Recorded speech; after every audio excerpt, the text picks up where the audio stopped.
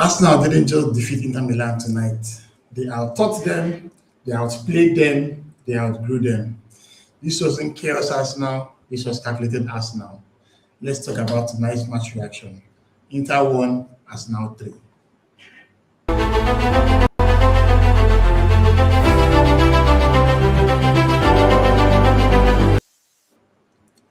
Welcome back to the bar, Arsenal. This was quite an interesting night. Viktor Arteta's men went to the San Siro and smashed Christian Chivu and his Inter Milan team out of the park for a 3-1 victory. It was a good night, it was a good statement. This was one of the toughest stadiums in Europe, and we walked in there like we owned the place. Champions League, yeah, some pressure that comes with it. We're currently on top, and we just basically added so much more space at the top. Arsenal ends tonight with 21 points, while the team in second place, Real Madrid, has 15 points. That tells you how far we have really advanced in this competition. Our biggest takeaway was not even the goals, it's more of the mindset. Previous times when we used to play in Europe, this means anxiety that comes with it.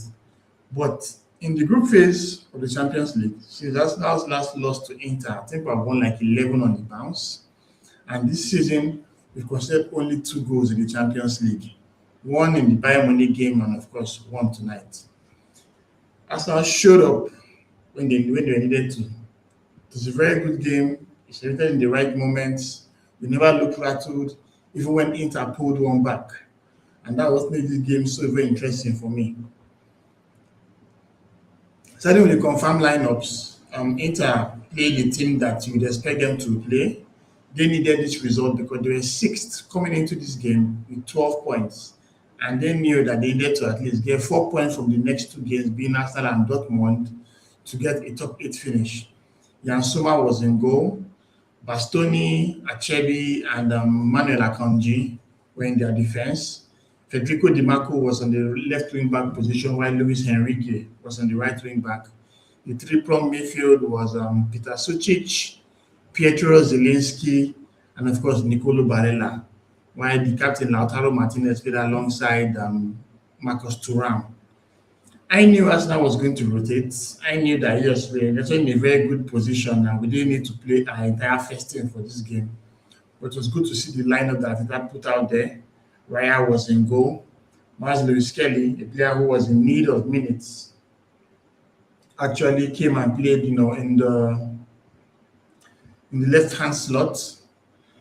Tim Badil on the right. Obviously, Ben White had played so many games. I know the last time he played 4 games on the bounce, he had just suffered an injury, so he had to manage his minutes in that regard. So it made a whole lot of sense to do that. In centre back, we had Gabriel, who was out of the team, and in came Mosquera to play alongside Saliba. His return from injury had been very timely, being the men that were been very light at the back. In midfield, Mendy kept his place at the 6. But Rice and Odegaard stepped out for Ibrahim Eze and Mikel Merino. Obviously, Nwaneri couldn't be part of this team, bearing in mind that they're about to go to Marseille. I'm going to do a video on that, so be on the lookout for it. In attack, we had Leandro Trossard, Gabriel Jesus, and the captain of the night, Bukayo Saka. Now, of course, we can't start this without talking about Gabriel Jesus' masterclass. He basically rolled back the years and went back to his absolute best. His movement was sharp. Like for the first goal, the build-up was downright amazing. A couple of nice passes between Eze, Merino, Lewis Kelly. And when the ball came to Timber, I think he wanted to shoot it, so I think he actually shot the ball, but it kind of came to the path of Gabriel Jesus, and he poked it home for the first goal. For the second one, of course, set PFC, ole. Saka crossed the ball all the way to the far post. Trossard nodded the ball back into the danger area, and Gabriel Jesus was there to nod the ball home. He showed sharp movement, he showed intelligent pressing, he showed clinical finishing. The first goal actually set the tone for us.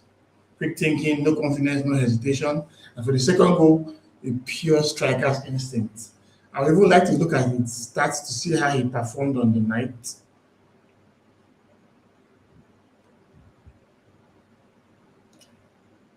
So according to FootMob, my God, I love this app.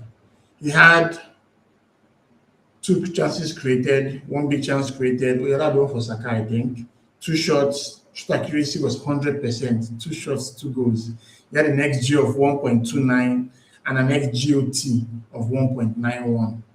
So it was awesome to see how he played.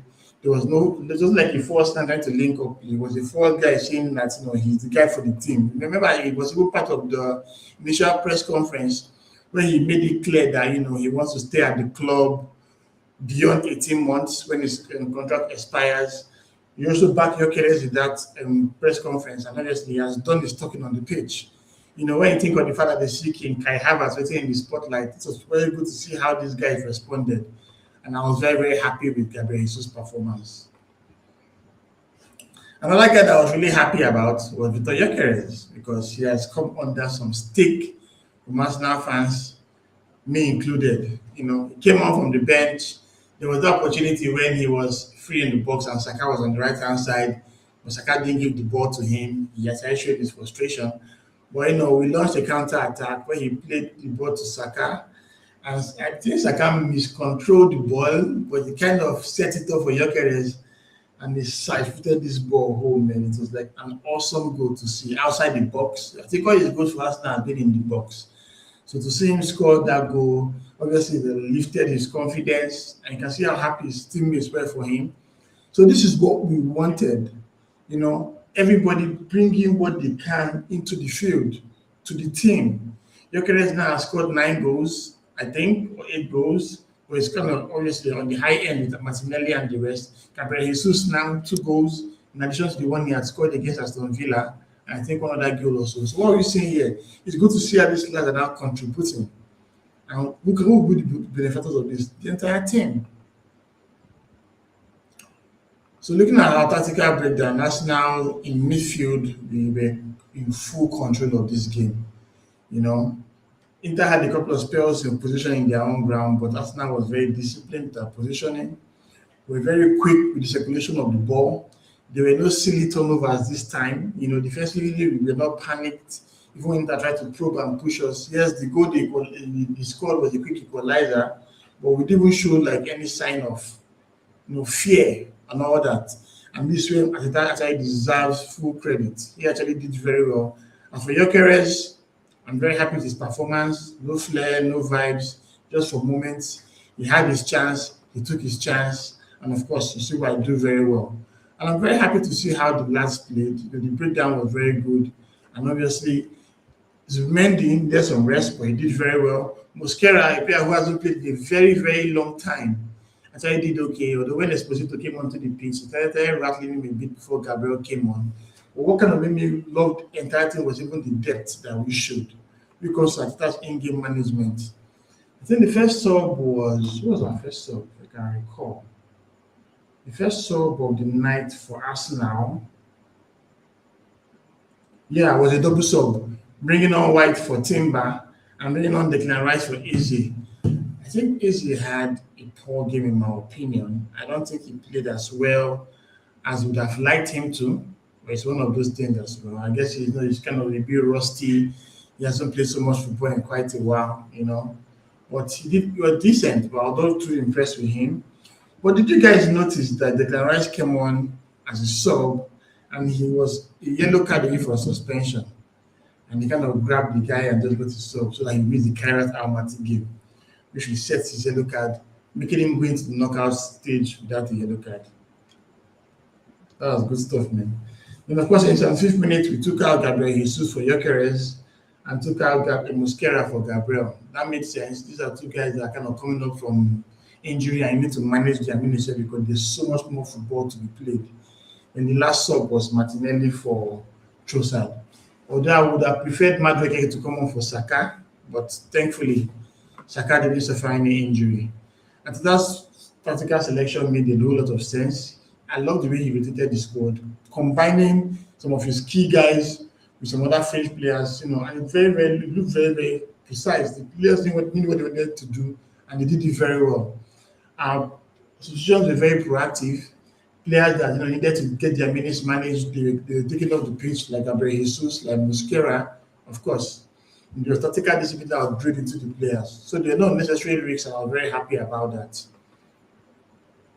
So going into my player ratings, Ryan gets a 7. Yeah, he had a relatively untroubled game, but there was a moment when he made a very good double save from DiMarco. One was the far post where he kind of made a very low drive to save it up. And when DiMarco had like a byline cross, he also saved that as well. He had a very decent game. He also showed his newer tactics. I think it's nice to see him sweep from time to time. Early in the game, I think he had a sweeper mode that he did. In defense, I would say Timber had a 7, good assist to Gabriel Jesus. Even though you want to call that assist, I don't know. And of course, Miles Kelly had a better game. He kind of struggled initially, but he came into it as the game progressed. Mosquera gets a 6. He kind of showed he was a bit off the pace. And when Esposito came onto the pitch, he was kind of really bullying him to a certain degree before he left the pitch. Saliba, of course, our Rolls Royce footballer, had a 7. In midfield, Merino gets a 7. He kind of had a very good game, a couple of neat passes here and there. It wasn't like an Odegaard, but at least, he was really pulling the strings in midfield. So Mendy did well. Of course, 7 over 10 performance from the Spanish midfielder. But it's kind of underwhelmed in my opinion. I think he should have done better. He didn't really impose himself in the game. So most of the times he was not even available to receive a pass. He was kind of basically hiding. And when Declan Rice came in for his instead, the Rice actually even had a bit more impact in quote. In attack, Trossard, he did well, very decent. Saka gets an 8 from me. He was probing and probing, really good assist. But of course, my man of the match was undoubtedly Gabriel Jesus. 2 goals on the night for him, and that's just what the doctor ordered.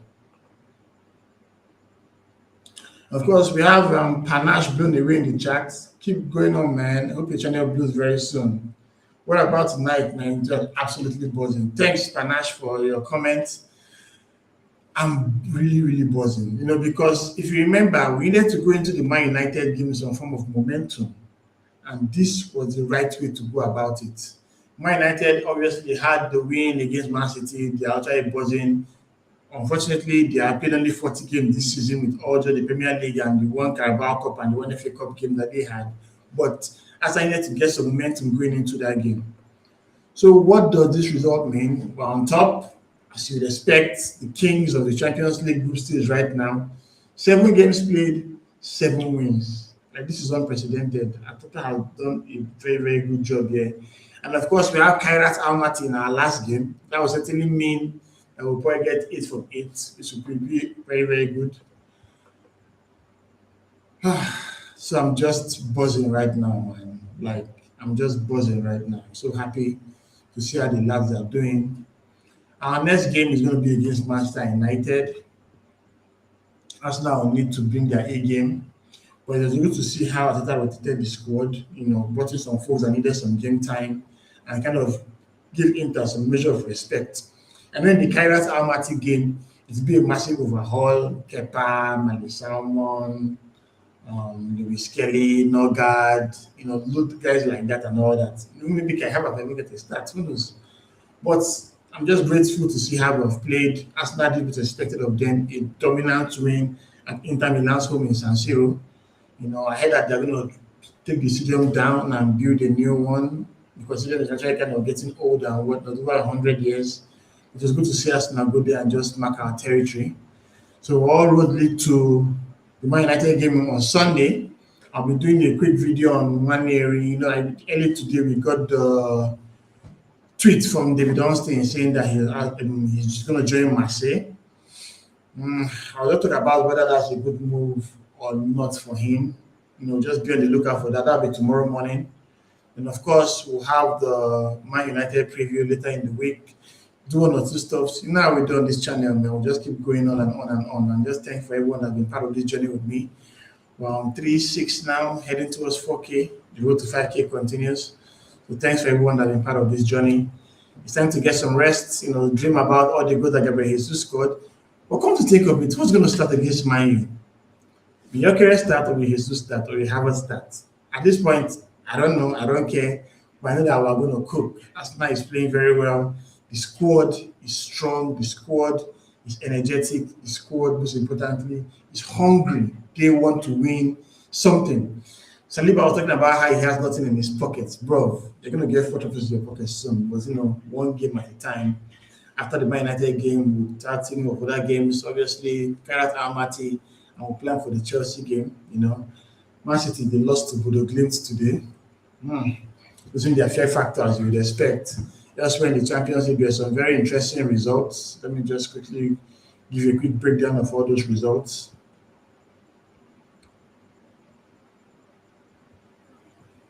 So in the Champions League, we had